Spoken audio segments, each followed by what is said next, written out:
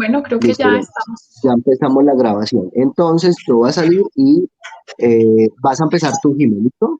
Te vamos a sacar a los demás. Vamos a ¿Pero sacar van a a... sacar la imagen o no? Para decir que mientras se van conectando. No, no vamos a sacar la imagen. Eso lo ponemos en edición. No, entonces tú Ah, empiezas listo. diciendo como que, hola, bienvenidos una vez más, mientras se vamos conectando, les voy contando que hoy estaremos con, y ahí empiezas ¿listo? Bueno, yo voy a hacer la intro que tenía Solo preparada.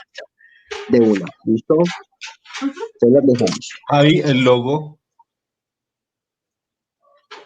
Ya lo pongo, Ruca. Listo, pues, ya quedó.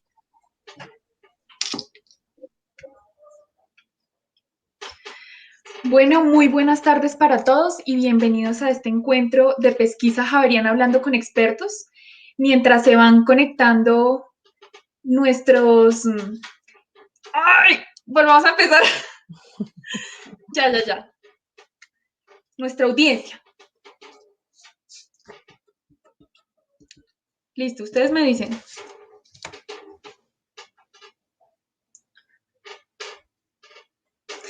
Bueno, muy buenas tardes para todos y bienvenidos a este encuentro de Pesquisa Javeriana hablando con expertos.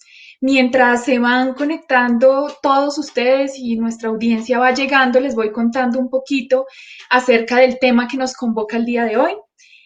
Vamos a hablar de la educación en Colombia, de la gratuidad, sus retos y su futuro. Y pues realmente para nosotros es un gusto tenerlos aquí, así que bienvenidos. Bueno, ya vamos a ir iniciando. Entonces, sabemos que son tiempos difíciles para Colombia, pues además de atravesar por una pandemia que ataca a todo el mundo, gran parte del país se encuentra en paro en estos momentos, manifestando su inconformismo y su deseo de cambio. Y en medio de todo esto, la educación se vuelve un tema coyuntural, porque por un lado, como lo hace saber el estudio de Juventudes Colombianas del 2021, para los y las jóvenes la educación ocupa el primer lugar en sus preocupaciones. Y por otro lado, la educación hace parte de los puntos que el Comité del Paro presentó para dialogar con el gobierno nacional. Y en respuesta a las múltiples peticiones, el pasado 11 de mayo, el presidente Iván Duque, junto con la ministra de Educación, anunciaron que por primera vez en la historia de Colombia el 97% de los estudiantes de educación pública superior, técnica y tecnológica de estratos 1, 2 y 3 tendrían matrícula gratuita para el segundo semestre del 2021. Y expresaron además su propósito por hacer de la gratuidad de la educación pública una política de Estado sostenible y permanente a futuro. Sin embargo, estas afirmaciones despiertan algunas dudas en los ciudadanos acerca de lo que será el futuro de la educación en Colombia. Se filtra cantidad de información y además se generan malinterpretaciones al respecto. Por eso, el día de hoy hemos invitado a Luz Karime Abadía. Ella es codirectora del laboratorio de la Universidad Javeriana, del Laboratorio de Economía de la Universidad. ¿Ya hay qué? Comienza desde la presentación. Bueno, listo. Y cuando eso pase, Jime, síguela porque eso nos va a implicar muchos cortes y no tenemos tiempo para eso. Listo.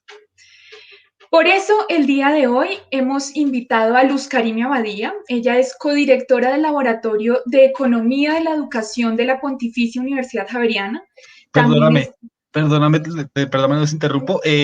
Hagámoslo, pero nuevamente voy a hacer el ponche, ¿sí? Tú sola y entra Luz Karime. Igual como lo hicimos, pero todavía no ha aparecido ella. Listo. Por eso, el día de hoy hemos invitado a Luz Karime Abadía. Ella es codirectora del Laboratorio de Economía de la Educación de la Pontificia Universidad Javeriana.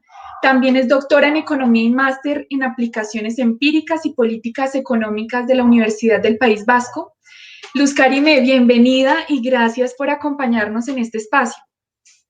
Jimena, muchas gracias a ustedes por la invitación. Es un gusto estar aquí conversando de este tema tan relevante para el país y bueno, un saludo muy especial a todos y todas quienes nos ven hoy. Claro que sí. Bueno, y quisiera que entráramos de lleno al tema que nos convoca y que nos cuentes en qué consiste este anuncio del Gobierno Nacional de garantizar matrícula cero en la educación pública, universitaria, técnica y tecnológica para los jóvenes de estrato 1, 2 y 3 para el próximo semestre.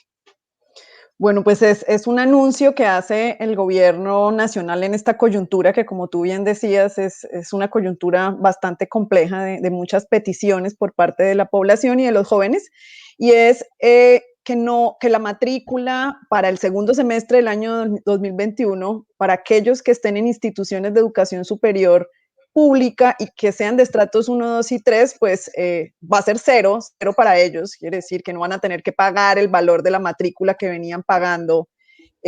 Recordemos que en las instituciones de educación superior oficiales, la matrícula se paga dependiendo del nivel socioeconómico de los estudiantes. Eso quiere decir pues que algunos pagan menos y otros pagan más, pero pues esto implica que no van a pagar nada por el segundo semestre del año 2021. No tenemos muchos detalles hasta ahora de cómo y exactamente cómo va a ser la implementación. Sabemos que va a beneficiar a 693,000 estudiantes de los casi 1.100.000 que hay matriculados actualmente en instituciones oficiales en total. Y pues se ha dicho también que posiblemente pues se va a convertir o van a trabajar para que esto se convierta en un proyecto de ley y que sea sostenible, pero por ahora es solo el segundo semestre del año 2021. Es decir, que hasta ahora esto no asegura la gratuidad de la matrícula en todos los semestres que vengan. Esto quiere decir que la matrícula cero no aplicaría para el primer semestre, por ejemplo, del 2022. Por ahora no, el anuncio ha sido solo, eso es importante tenerlo en cuenta, solo para el segundo semestre del 2021. Es un avance, por supuesto, es una noticia que alivia el bolsillo de muchos de estos jóvenes y sus familias que están angustiados, especialmente pues porque sabemos que la crisis económica ha golpeado a muchos hogares, el desempleo está muy alto. Sin embargo, hay otro o un par de elementos más que deberíamos tener en cuenta y es, esto no implica aumento de cobertura. ¿Qué quiere decir eso? Que no va a permitir el ingreso de muchos más jóvenes a educación superior. ¿Por qué? Porque las instituciones de educación superior oficiales tienen una fuerte restricción de capacidad. Es decir, tienen unos cupos muy limitados porque tienen unos recursos limitados, una infraestructura, un número de profesores que no les permite ampliar cobertura. Entonces, no es para que muchos más jóvenes logren ingresar. Y lo segundo es que para muchos de ellos la principal barrera económica, quizás más que la matrícula, es el sostenimiento. Es el día a día, son los materiales, es la alimentación, es el transporte y es el tiempo que toca dedicar a los estudios en lugar de trabajar para poder sostenerse ellos y sus familias. Entonces creo que ahí también hay elementos importantes que debemos tener en cuenta. Y en términos de deserción, ¿cómo están las cifras? ¿Cuántos jóvenes de educación superior hacen deserción cuando están en la universidad?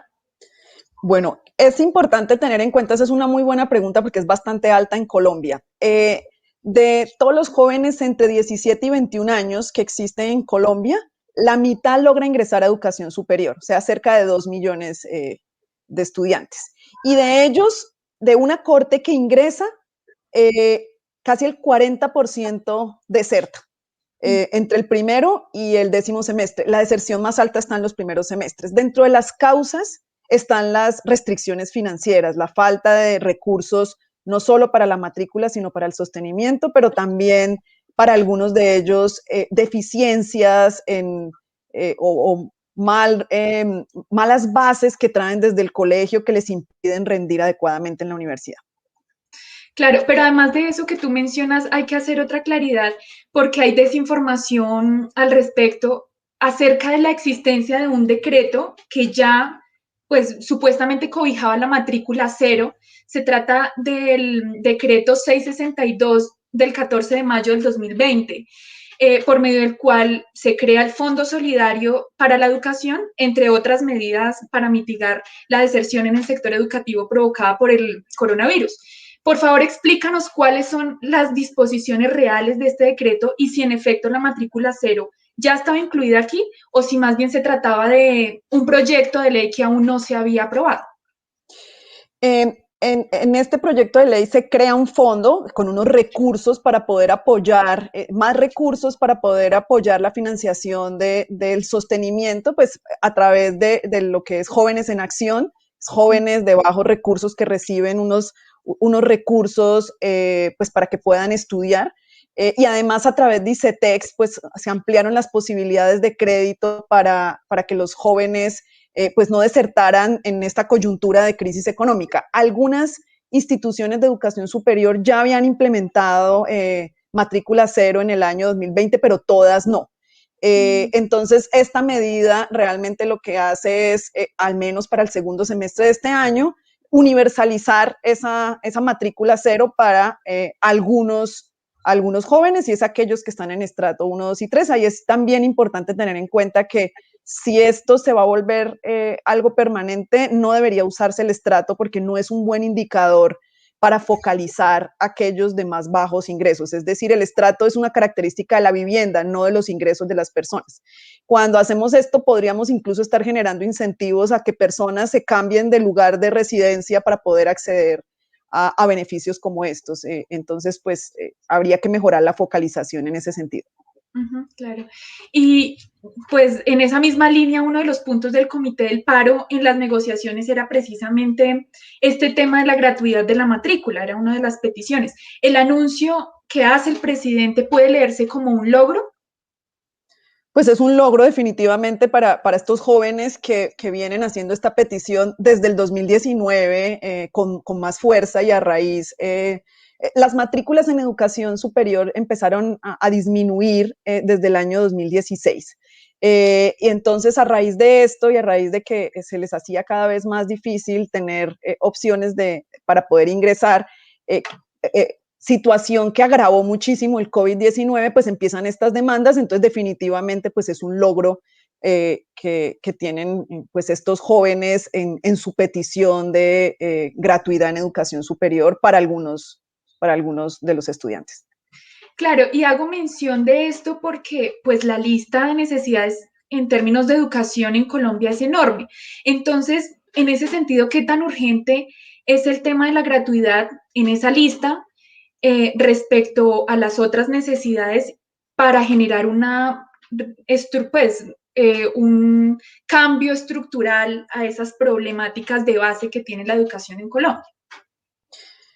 Esta es una pregunta muy relevante porque tenemos muchas necesidades en términos de nuestro sistema educativo. Tenemos grandes deficiencias en calidad y tenemos desafortunadamente un sistema educativo muy inequitativo. Aquellos que tienen recursos son los que tienen más posibilidad de ir a colegios de mejor calidad y de poder ingresar a educación superior. Y aquellos que no, pues van a colegios oficiales que en promedio son de menor calidad y tienen menos posibilidad de ingresar a educación superior. Y ahí, por ejemplo, en términos de matrícula cero, aquellos de estrato 1 generalmente en promedio tienen menos puntajes en las pruebas de estado, puntajes que son obligatorios, pues tener buenos puntajes son indispensables para ingresar a educación superior. Ellos tendrían menores chance de acceder a este tipo de beneficios, dada la inequidad que hay en el sistema. Por ejemplo, en la Universidad Nacional, de todos los que se presentan, se admiten solo entre el 8 y el 10%. Entonces, es una medida, matrícula cero es una medida importante, pero a mi modo de ver no es lo más urgente.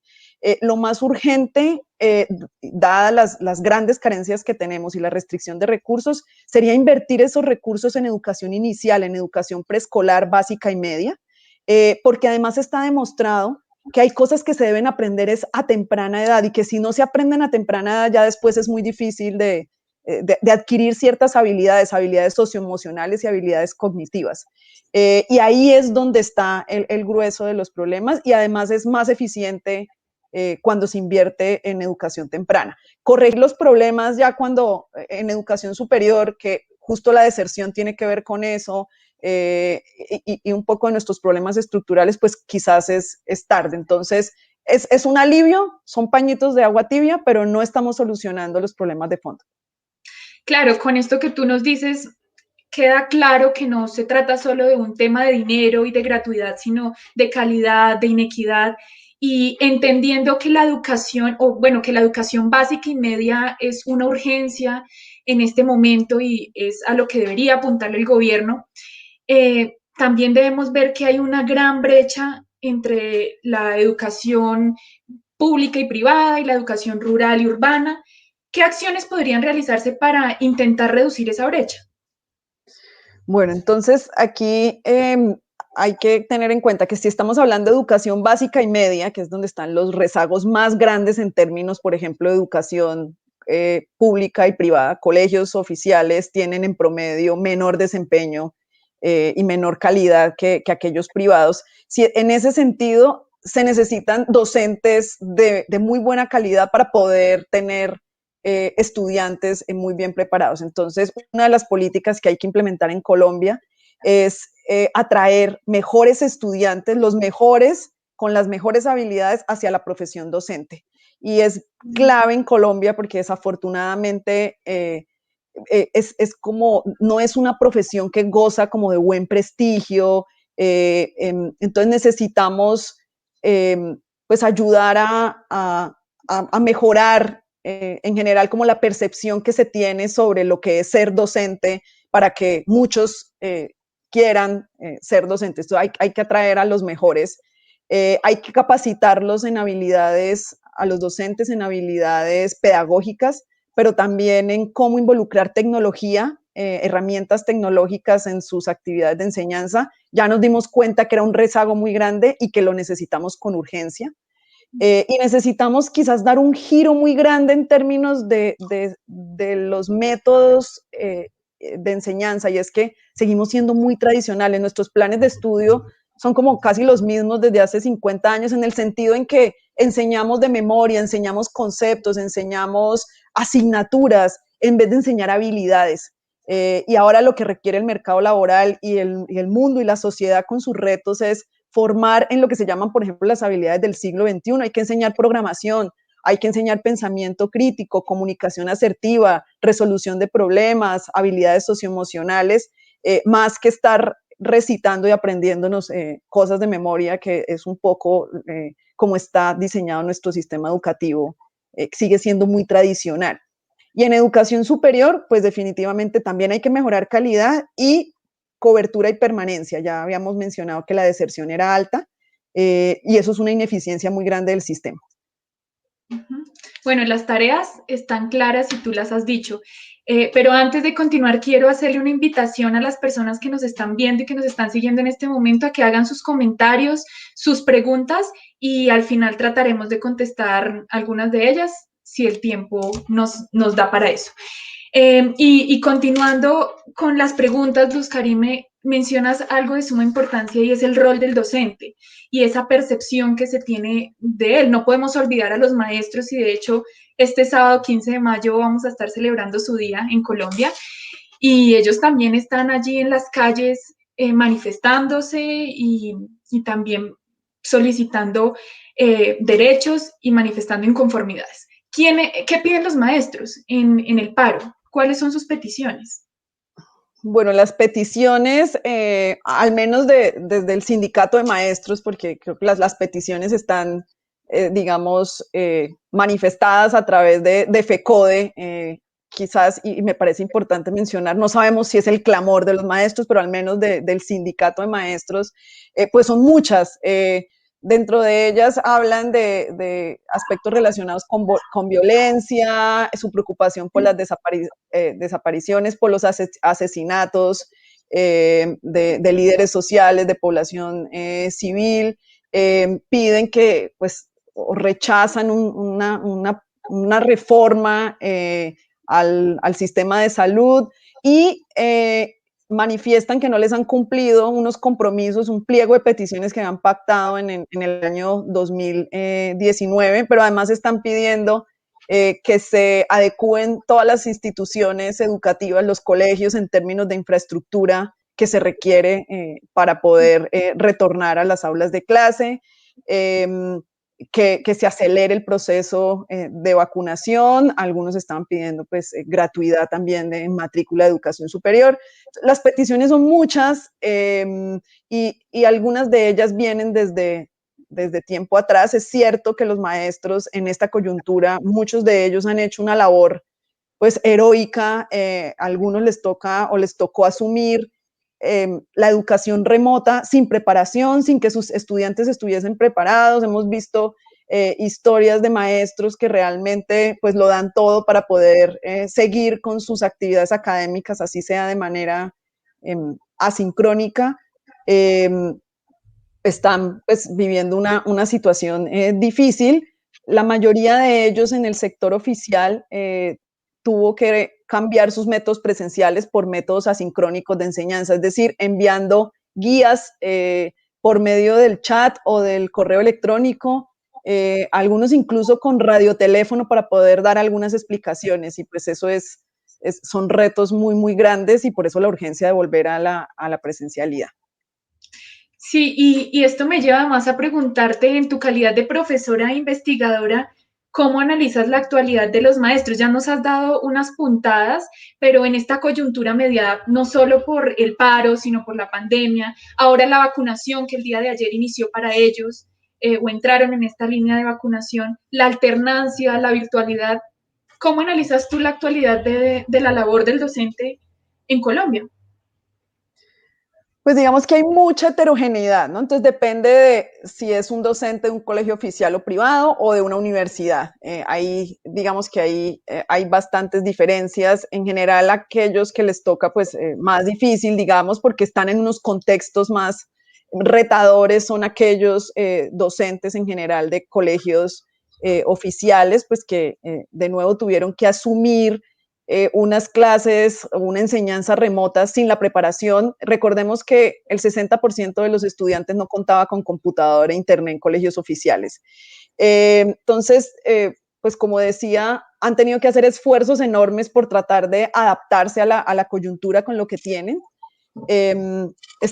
Hacen en muchos casos pedidos pues que tienen mucho sentido. Por ejemplo, hay colegios que no tienen agua potable, por ejemplo, y que hoy en día no tienen agua potable, y que si bien no tener este servicio antes de la pandemia pues ya era una situación crítica, ahora pues lo es más. Entonces ellos pues necesitan todo el apoyo pues para poder tener un retorno pues pronto a las aulas de clase.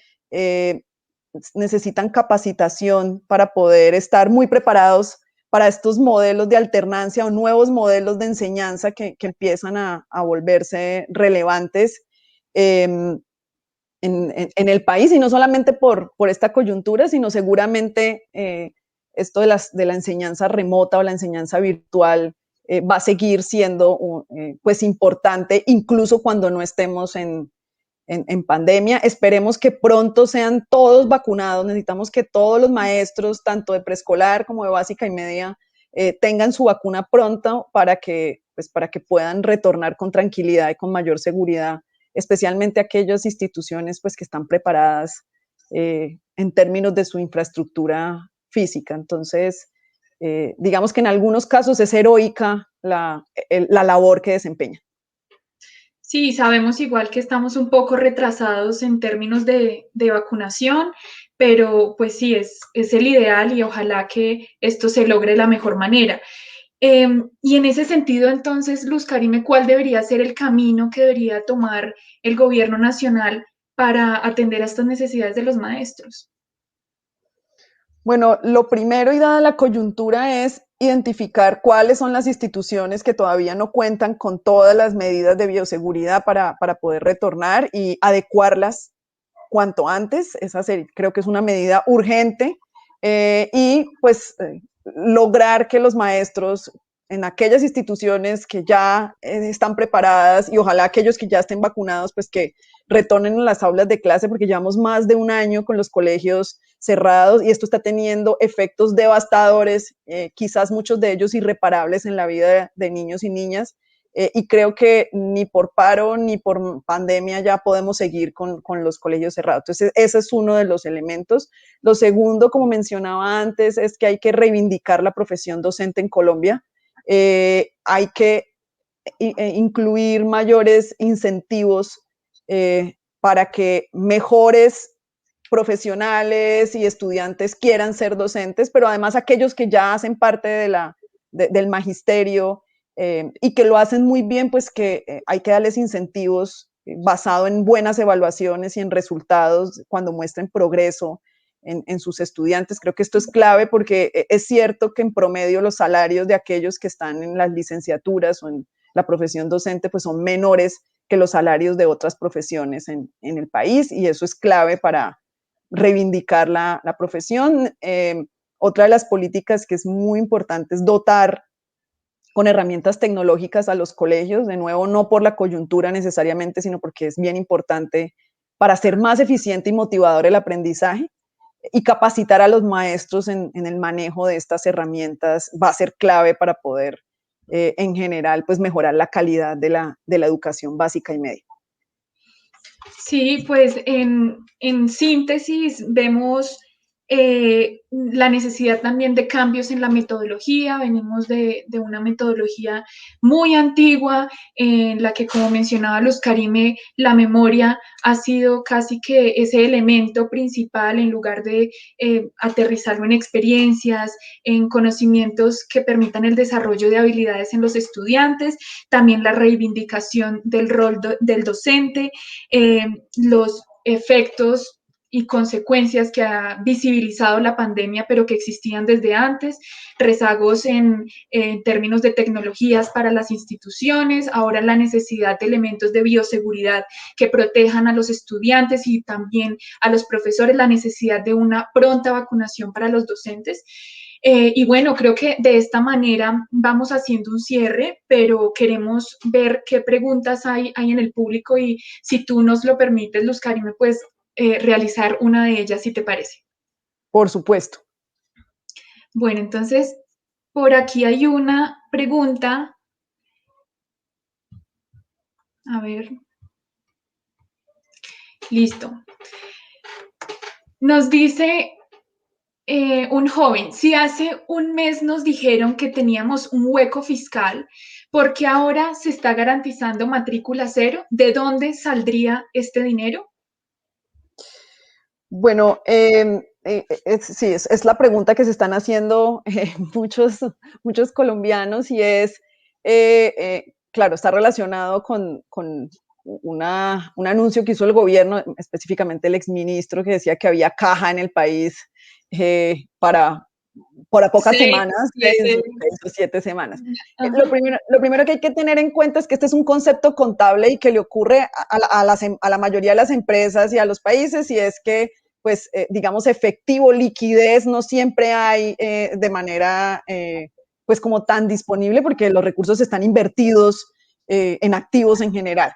Es cierto que la crisis económica causada por el COVID-19, pues que está afectando a muchísimas familias, mayor pobreza, el mayor desempleo, desigualdad en general, pues hace que sea necesario tener mayores recursos, ¿no? Entonces, ¿de dónde salen? No nos han dicho de dónde salen los recursos. Lo que dijo el ministro actual de Hacienda es, pues que claramente cuando hay recursos limitados, sacó de otro rubro, algo tuvo que haber dejado de hacer para pasar recursos a darle esta prioridad en términos educativos. Pero de nuevo, un poco para tenerlo claro, cuando uno dice que tiene caja para 6 o 7 semanas, está hablando más de liquidez, no es como que se acabó el dinero y no hay nada que hacer.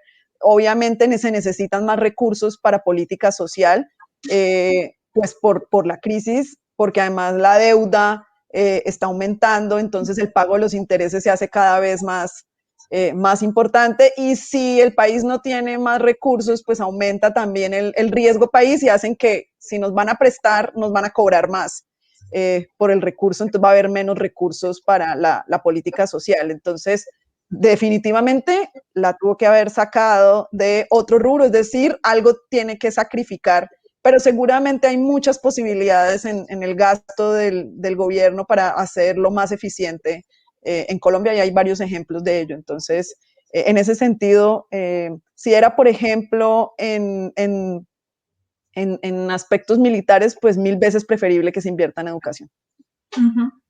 Y bueno, una pregunta adicional y que me quedó allí como resonando en la cabeza y es, ¿cuáles son esos efectos adversos en la vida de los estudiantes al estar alejado de las aulas y al vivir esta experiencia educativa bajo la modalidad de alternancia? Nos comentabas que hay algunas experiencias que están afectando a los jóvenes y a los estudiantes. ¿Qué tipo de experiencias son? Danos algunos ejemplos, por favor. Bueno, lo primero, y ya lo hemos medido en el Laboratorio de Economía de la Educación, con las pruebas Saber que presentaron los estudiantes el año pasado, estudiantes de grado 11 que estuvieron afectados por la pandemia. El primer gran efecto es que se ampliaron bastante las brechas entre los puntajes que sacan aquellos que van a colegios oficiales y privados. Antes de la pandemia, la diferencia era de 25 puntos y pasó a 30 puntos en contra de aquellos que van a colegios oficiales. Entonces, menor rendimiento académico es una de las menores aprendizajes. Y es que la educación remota, pues ya nos ha mostrado que no es tan efectiva y que no todos estaban preparados. Pero más allá de los aprendizajes, porque quizás eso se pueda remediar de alguna manera, hay muchos otros efectos que no. Hay efectos en términos de la salud mental de los jóvenes y de los estudiantes por estar encerrados, por no socializar, incluso por mayor violencia que están sufriendo al interior de los hogares. Entonces, afectaciones en la salud mental. Puede haber riesgo de reclutamiento forzoso, de embarazo adolescente, pues en muchos casos y para muchos jóvenes, los entornos escolares, ir al colegio es más seguro que estar en el barrio o en la casa durante más tiempo. Hay mayor riesgo de consumo de sustancias psicoactivas, hay riesgo de deserción, ya sabemos que tanto en educación superior como a nivel de educación básica y media hay jóvenes que desertaron. Y es muy riesgoso porque lo que se sabe, lo que muestra la evidencia es que cuando un joven deserta del colegio es muy difícil que retorne, que hagamos que vuelva. Muchos han tenido que irse a trabajar, eso también ya hay evidencia de ello, porque tienen que ayudar a sus familias, entonces eso hace que sea más difícil que puedan retornar. Y para las mujeres, desafortunadamente por aspectos culturales, pues más niñas que niños están haciendo más tareas o dedicando más tiempo a tareas del hogar, a cuidar a sus hermanos, a los menores y hacer oficio o cocinar que los hombres. Y eso hace que tengan menos tiempo para estudiar. Entonces, son efectos, algunos de los efectos pues que ya está teniendo la pandemia. Bueno, estos efectos que despierta el hecho de trabajar bajo la modalidad virtual y remota es una invitación a que pues nos sigamos cuidando para volver más pronto posible a las aulas de clase porque nuestros niños y jóvenes lo necesitan. De esta forma hacemos el cierre de nuestro panel. Luz Karime, no sin antes agradecerte por aceptar esta invitación, a ustedes por acompañarnos. Deseamos que se encuentren muy bien y se sigan cuidando en sus casas y pues nos vemos en una próxima oportunidad. Muchas gracias, Jimena, por la invitación y un saludo especial a todos los que nos vieron o nos están viendo hoy. Claro que sí, un saludo, que estén muy bien, feliz tarde. Hasta luego. Hasta luego. Ya. Listo, muy bien. Ay, muchas gracias, Luz Karime, de verdad. Muchísimas gracias. Buena disposición. No, a ustedes, muchas gracias por la invitación. Espero que